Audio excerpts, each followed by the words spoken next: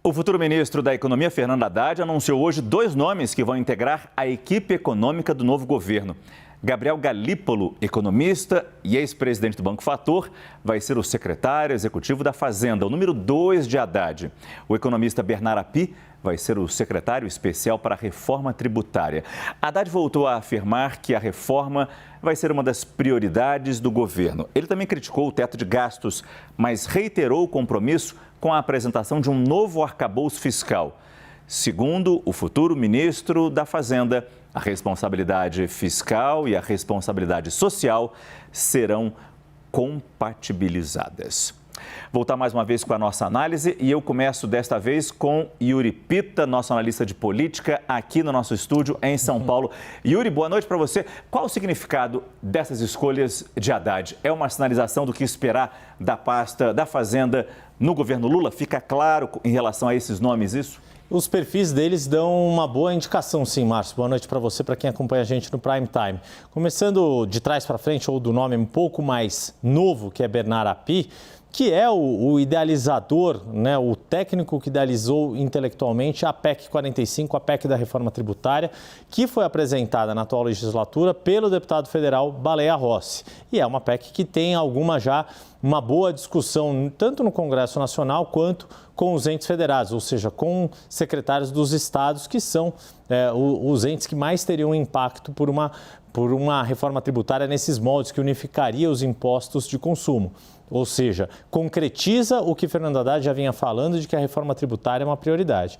Com Gabriel Galípolo, além de ser uma pessoa que construiu muita afinidade com o Fernando Haddad, o que a gente também pode falar é que também concretiza um outro aspecto que não só Haddad, mas também o futuro ministro-chefe da Casa Civil, Rui Costa, destacou nas suas falas depois de ter o nome indicado, que é, se por um lado Lula fala que não quer mais privatizações, por outro, esses 2 ministros falam em ter mais parcerias público-privadas para incrementar o investimento na economia do país. E Gabriel Galípolo é uma pessoa que atua como consultor, especialista em modelagens, tanto econômica quanto jurídica, desse tipo de contrato. Então, de certa forma, Fernando Haddad se escora, concretiza com essas indicações nomes de técnicos que têm expertise nessas 2 questões. A grande questão agora é que outros nomes vão vir, por exemplo, para dar concretude também à questão de controle de gastos, que foi mencionada também por Rui Costa.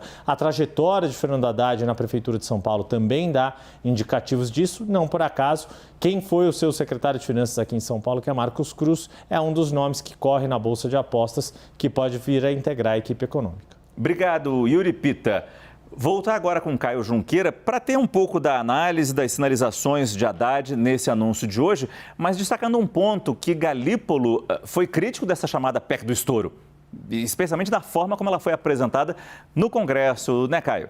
Isso, Márcio. O Gabriel Galípolo, ele fala pouco, você vê que ele não dá entrevistas, mas quem conversou com ele, né, ele participou ali de algumas reuniões da transição, na campanha, ele surgiu ali, aliás, nessa campanha, no começo de abril, uma reportagem nossa aqui da CNN com o PT levando ele para um encontro com empresários aqui em São Paulo, me lembro certinho, foi no dia 4 de abril. E qual que é o pensamento dele? Ele é um economista mais liberal, que dialogou muito neste ano com o setor financeiro, com a chamada Faria Lima, com o mercado e mais recentemente, nessa operação toda política em relação à PEC da transição, PEC do estouro, ele foi uma voz dissonante da voz que acabou prevalecendo, a voz dos políticos que apresentaram aquela PEC com um estouro ali de 198 bilhões de reais. O que ele defendia, né, nas conversas internas ali na transição?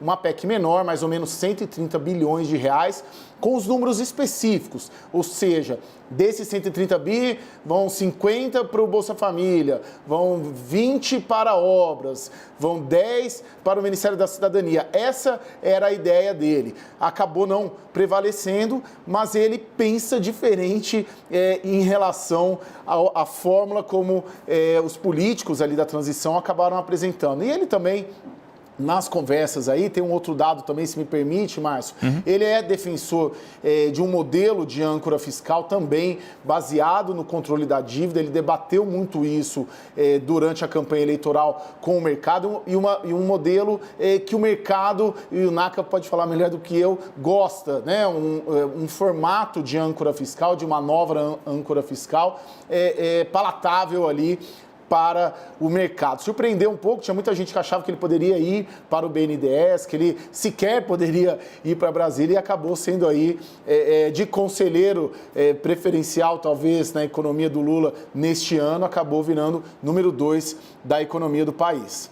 Obrigado, Caio. Você nos dá a deixa perfeita para jogar realmente para o Fernando Nakagawa, nosso analista de economia, porque a gente sabe, o teto de gastos não existe mais, vai se criar um novo arcabouço fiscal e a Haddad falou exatamente disso e mais, disse que quer esse arcabouço fiscal antes de agosto. Tá otimista o futuro ministro da Fazenda, Márcio, porque uma coisa é você, de fato, conseguir ali apresentar um modelo teórico, isso já existe, os economistas sentam ali, conseguem desenhar um modelo, um esquema para tentar controlar os gastos públicos de olho na dívida. É isso que tem sido discutido entre os nomes que estão compondo, pelo menos que a gente conhece até agora, da nova equipe econômica.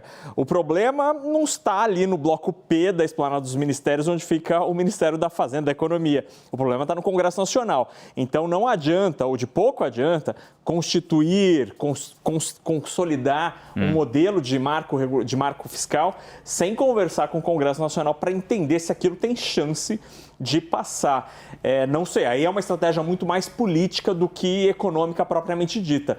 Mas sobre a discussão econômica, ela já está relativamente avançada. Ali a gente já tem alguns modelos sobre a mesa. Agora, o discurso de Haddad foi muito no tom: vamos ter PPPs, vamos tentar melhorar o gasto público. Foi um típico discurso social-democrata.